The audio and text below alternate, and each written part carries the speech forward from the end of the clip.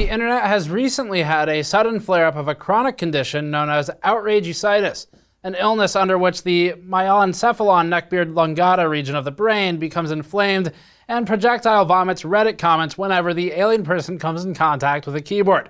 The newest catalyst for this infection is the warranty process for Intel.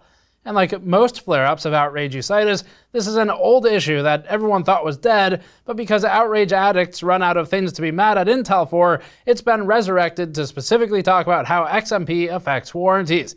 We decided to go undercover and investigate Intel's warranty process by posing as real customers, making and recording numerous calls and chat requests to Intel's warranty center to replace a product that we told them was dead. Before that, this video is brought to you by Corsair's Hydro X water cooling series. Corsair's strength is bringing water cooling to the masses, and it has built out cooling solutions with industry leaders to help newcomers get into open loop cooling. Corsair has fittings, adapters, GPU water blocks, CPU water blocks, pump res combos, and radiators all available in the Hydro X line. As you can see in our footage, these kits can be used to build beautiful open loop systems. Learn more at the link in the description below. This is something we started getting a lot more tweets and comments about recently, but it's also something we looked into months ago and never did anything with because it was a total non-story at the time. But basically, the gist of it is that for whatever reason, periodically, it seems that the community becomes mad or upset about warranty processes specifically relating to XMP, because a really old policy of Intel's is that XMP is technically not covered under warranty. So if you have XMP enabled for your RAM in a system and you've got an Intel processor and it later dies for likely something unrelated, they won't cover it if they know that you had XMP on. So that's the gist of the story. Now, as for how severe it is, we'll talk about that today. We did multiple calls and support tickets with Intel to investigate the XMP warranty process, but then further, we ended up just doing a straight up review of the Intel warranty service because there was more of a story there than anything else. So XMP is an Intel technology, which makes it seem a little bit odd that they wouldn't support it through the warranty, but at the same time, Intel is also responsible for allowing you to overclock its CPUs when it decides that you should be allowed to do so, and no one argues when Intel doesn't cover failures from extreme overclocks. So it's not too strange that just being an Intel technology isn't enough to get it covered, although we do disagree with Intel on its lack of coverage for people using XMP, but we'll talk more later about why it's stupid to just not cover it later in the video, because it is stupid from Intel's perspective especially to not warrant XMP failures of CPUs that had XMP enabled. Ultimately though, it's not typically something that's even enforced or asked about in the support calls or chats that we've gone through, and we've gone through a lot of them. So by the way, AMD also has policies about its own technologies. It seems like there's been a lot directed at Intel recently, specifically relating to XMP and the warranty. Intel has done plenty of things wrong on its own and looks bad enough as it is right now from a performance standpoint and a vulnerability standpoint. So it doesn't really need any help in looking worse yet.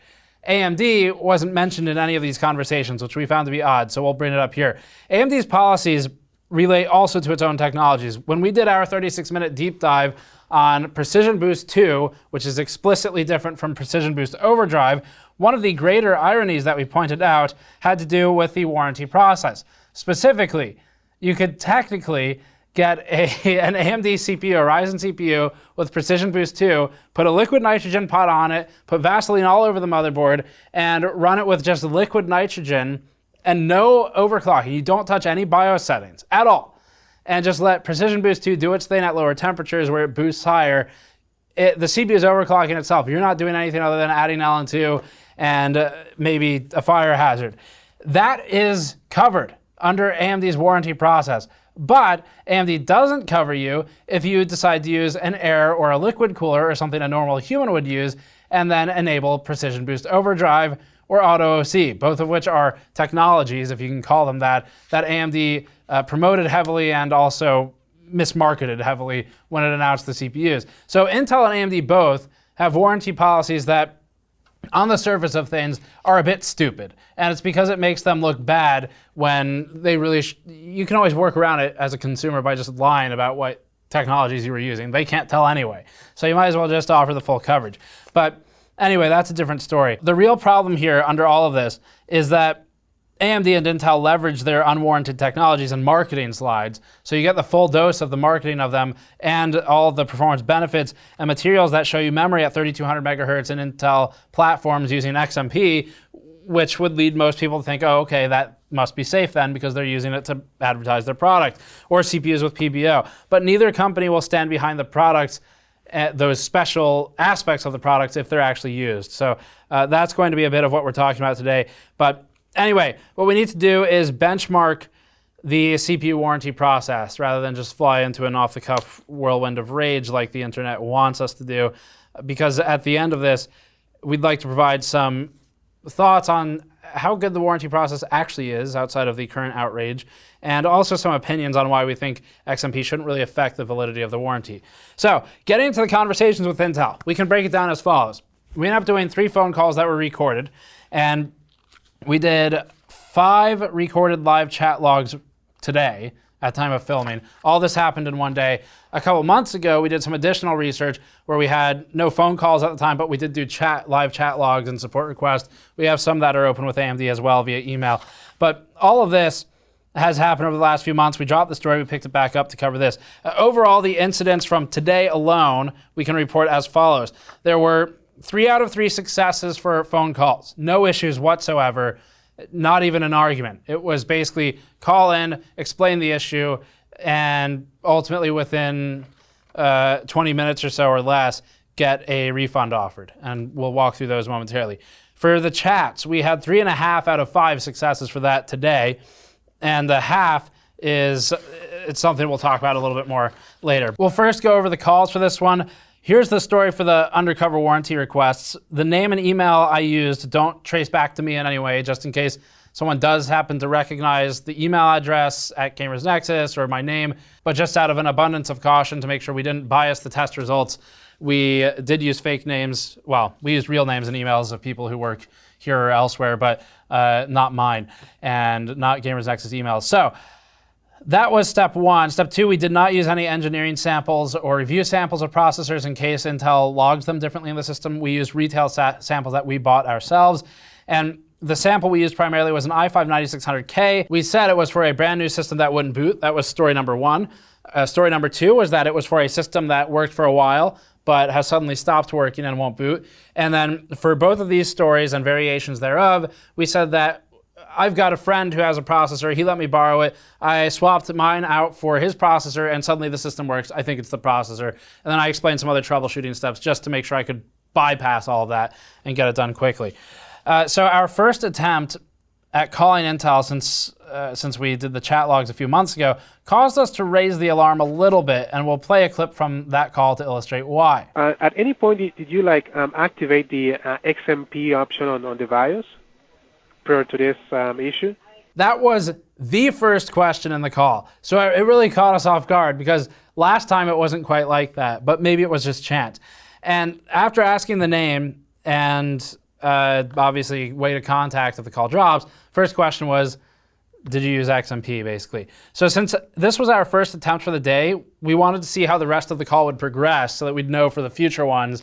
And instead of answering it and saying yes, since we sensed that the call would probably end at that point if we said yes, we did what most consumers would do, and we'll play the clip. At any point, did you activate the XMP option on the BIOS prior to this issue? Which one is that? Okay, so you're not familiar with that, so no, don't you worry then. So I lied. Basically, there's 2 options that you could look at it 2 ways. Either it's being ignorant. That's very common. There's nothing wrong with being ignorant of a product you bought. Sometimes you just don't want to be an expert on it. So you're either being ignorant or you're lying. And you can almost always get what you want with ignorance, which is perhaps a microcosm for humanity, but especially so for the warranty and RMA process with technology companies. So that's the process, the path we took. Personally, my code of honor extends to the point where the product or company has failed in a way that's not my fault. And if I'm really calling in for a CPU warranty and I really believe it's not my fault, it just went bad, because sometimes that happens, then if I have to lie and say I didn't use XMP to get the warranty fulfilled, I'm okay with doing that. Intel's not going to be hurt by that. They have hundreds of billions of dollars, and I don't. So that's kind of, in terms of an ethics question of, well, should you say that you didn't use XMP to get the warranty? The answer, in my opinion only, is yes, if it's not actually your fault. If you didn't break a capacitor off the back of the CPU and it just died, then who cares? Just get it replaced. It doesn't matter what you have to tell them. Anyway, that call progressed without incident. The technician was extremely patient as I played the ignorant consumer. The technician asked me about troubleshooting steps that we've taken thus far. He swiftly offered to file for a replacement of the CPU, but came back on the phone and told me that the supply was constrained, and due to a lack of replacement parts on hand, they couldn't offer a replacement, but could offer us a full refund for the part if we provided them with a receipt with the original purchasing value, which is easy to get these days. You access your order history online for the most part. So that's all well and good. We obviously didn't want to send the CPU back since we actually need it, so I made up a story about how I'd bring it into Geek Squad first, because maybe they can format my hard drive to fix my CPU. I think that's what they do there. But here's the conclusion clip from that call. Okay, so it seems that this processor is under a constraint list. By constraint, I mean that the demand of the CPU is higher than our capacity to keep up with the market. Oh, did you call it a constraint? I'm sorry? What word did you use to describe it? You said a constrained. Yes, it means that the capacity of we covering the demand is pretty low. So we don't have the CPU in stock, and we don't have like an ETA for that. So what we do in these scenarios is provide a refund, since we don't have an ETA for this particular CPU. Oh, okay. So there's no replacement procedure yet. Yes, I'm afraid not. Okay. Okay. Well, so I guess is the only option to send it back and then do a refund instead, I guess? Yes, for now, yes, that's the only option that we have available. Aside from the fact that the very first question in that particular call, which just happened to be the first one, felt like a landmine, the rest of the call was easy. It was efficient, it was helpful. The entire call, from the time I dialed in to the time I was offered money in exchange for sending the processor back, lasted for a total of 15 minutes and 43 seconds. The representative even offered to provide additional troubleshooting advice if needed. Once I said that I would bring it to Geek Squad, kind of stepped in and said, let me help you not do that. So I'd rank the experience as extremely good as compared to other warranty services. I've had to go through a lot of warranty services personally as an actual customer, and obviously at Gamers Nexus we've had to do that a lot as a company too. So this is one of the best warranty processes I've been through, strictly in terms of quickly getting someone on the phone and getting it resolved and moving on, not getting bounced around between multiple call centers. Critically, even if we had answered the XMP question with a yes, we later learned that you can basically always work your way to a refund after doing that. First of all, Intel, in all of our interactions with them today, does not collect any identifying information that matters, like the CPU identifiers, until after the point at which they ask all the questions that would potentially invalidate the CPU. And really the only one we heard was XMP on, and that only popped up a few times. So you can always just hang up the phone or close the chat window and try again. Secondly, we were able to wear down one of the chat tier support representatives into walking back a rejection of our warranty, but that's something we'll talk about in a bit. For the second phone call, the representative we had took significantly longer to create the case and get the call started, and it was overall very slow, but also didn't ask many questions. We were just on hold for a lot longer, but she asked for the motherboard version and what kind of RAM it was, didn't ask if XMP was on. I even tried to trap ourselves with this one. When she asked what RAM was in the system, we told her it was, quote, Vengeance 3200 megahertz RAM, 3200 CL16, 1.35 volts. And she didn't say anything about that, even though it's clearly above Intel's formal 2666 megahertz recommendation and spec for the CPUs. Instead, she put us on hold for about 2 minutes. I figured maybe going to a supervisor, but in fact, she came back and said Intel had no stock of the 9600K, but would be happy to offer me a refund instead. And here's the end of that 20-minute call. After the steps you follow and all the information provided, it is a possibility that the processor you have may be failing. I will be glad to continue with the warranty process, but unfortunately, checking on the inventory, this product is not available to provide you with a replacement. However, since there is no inventory available for this specific product, I can provide you with a refund. This refund will enable you to purchase a replacement item direct from a retailer. If you agree to continue with this process, I am going to need the proof of purchase of your processor. That second call was a little bit more annoying just because of the long wait times, but it was relatively painless, and there were no questions about XMP asked at all. Not pointed ones, not concealed ones, and the representative didn't care when we willingly volunteered the information for how fast the RAM was running that would have outed us as technically being outside of Intel's warranty, regardless of what we think of it. Finally, the third call was about the same. The representative seemed less familiar with Intel's products. He didn't know his i5s from his i9s or i7s, but overall was extremely helpful and calm on the phone. Like the others, the call concluded with a refund offer. No questions about XMP whatsoever on that call, and once again, we did offer up, in this instance, 3200 megahertz, plainly. Didn't say XMP, but said 3200 megahertz. So we're basically 3 for 3 on phone calls in a positive way. The fact that we can call a number, only go through 2 robocall phone prompts, and get a human on the phone within 5 minutes is absolutely shocking in today's age. So for a content piece that started out looking like people wanted a negative slant, it's turning kind of positive on this one. Intel gets big points for having a fast support system that actually does get to a solution.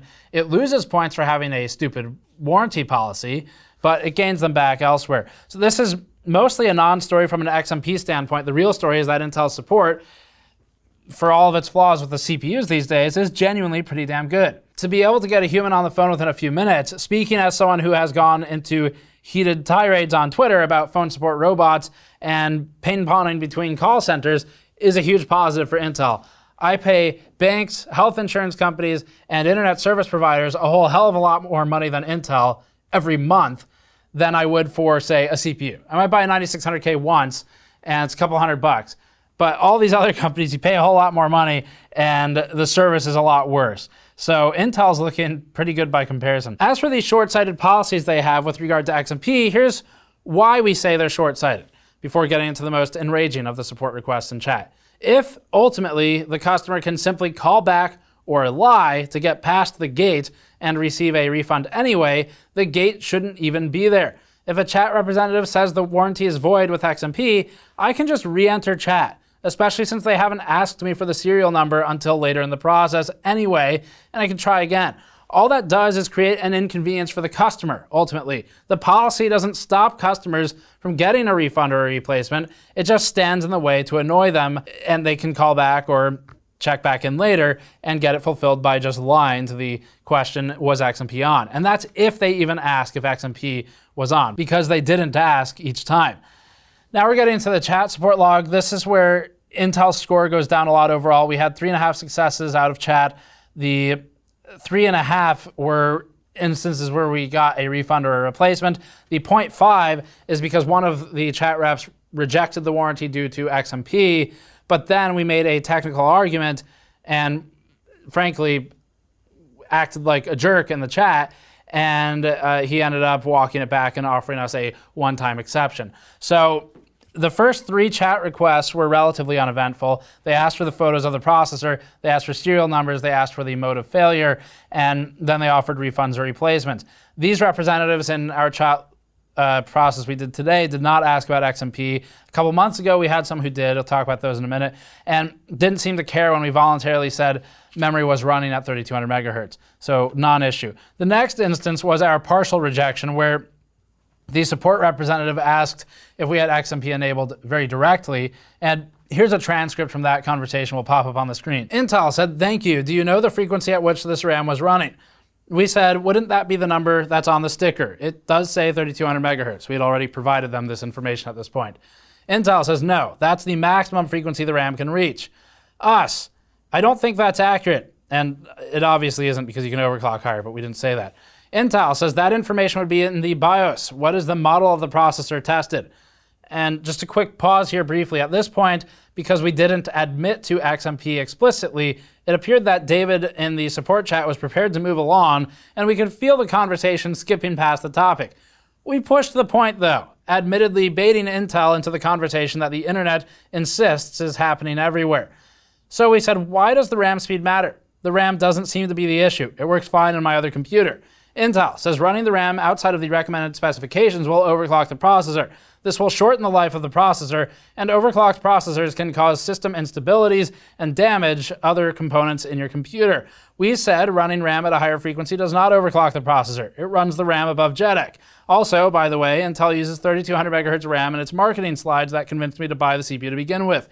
Intel says, do you get a debug light on the motherboard indicating the processor is a problem? So another pause here. It's clear, again, that David in support is trying to move along.